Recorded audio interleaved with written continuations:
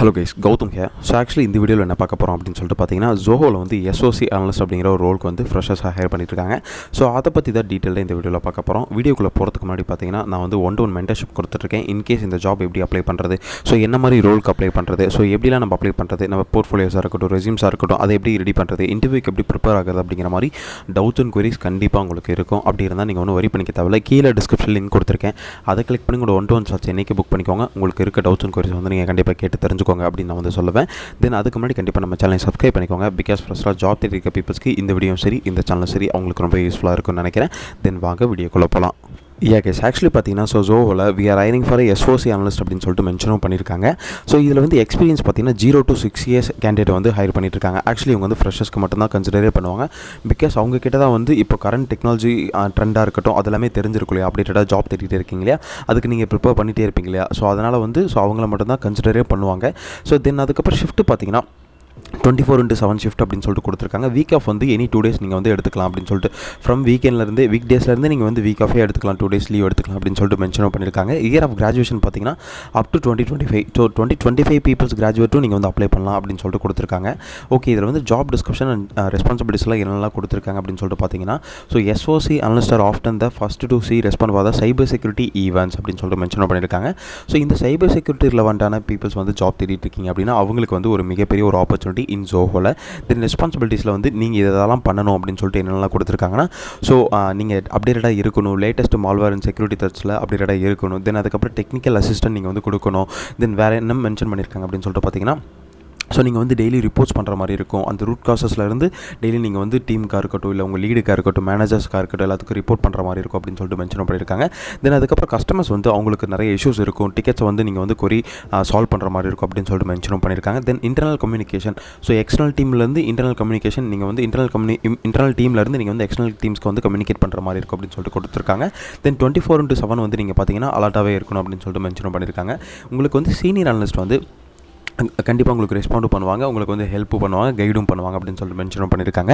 தென் வேறு என்ன கொடுத்துருக்காங்கன்னா, நீங்கள் வந்து செக்யூரிட்டி ரிலவெண்ட்டான ஈவெண்ட் எல்லாத்தையும் ஆர்கனைஸ் பண்ணுற மாதிரி இருக்கும், அதை வந்து கண்டக்ட் பண்ணுற மாதிரி இருக்கும், அதில் ஒரு அவேர்னஸ் இருக்கிற மாதிரி இருக்கும் அப்படின்னு சொல்லிட்டு மென்ஷன் பண்ணியிருக்காங்க. தென் அதுக்கப்புறம் செக்யூரிட்டி இன்சிடென்ட் ரிலவெண்ட்டான இது எல்லாத்தையும் நீங்கள் ஃபாலோ பண்ணுற மாதிரி இருக்கும் அப்படின்னு சொல்லிட்டு மென்ஷனும் பண்ணியிருக்காங்க. இதை வந்து ரெஸ்பான்சிபிலிட்டிஸ் இதெல்லாமே நீங்கள் அங்கே போயிட்டு ஒர்க் பண்ணுற மாதிரி இருக்கும் அப்படின்னு சொல்லிட்டு கொடுத்துருக்காங்க. ஜாப் டிஸ்கிரிப்ஷன்ஸ்லையும் ரெஸ்பான்சிபிலிட்டிஸ்லையும் SOC Analyst ஸ்கில் வந்து என்னென்ன ஸ்கில்ஸ்லாம் தேவை அப்படின்னு சொல்லிட்டு பார்த்தீங்கன்னா, கண்டிப்பாக உங்களுக்கு வந்து அட்மினிஸ்ட்ரேட்டிவ் ஸ்கில் கண்டிப்பாக தேவை. இன் ஆப்ரேட்டிங் சிஸ்டமில் OSல உங்களுக்கு வந்து OS வந்து என்னென்ன OSல தெரிஞ்சிருக்கணும் அப்படின்னு சொல்லிட்டு பார்த்தீங்கன்னா, விண்டோஸ், OS X, அதுக்கப்புறம் லினக்ஸ், இந்த 3 OS கண்டிப்பாக தெரிஞ்சிருக்கணும் அப்படின்னு சொல்லிட்டு மென்ஷன் பண்ணியிருக்காங்க.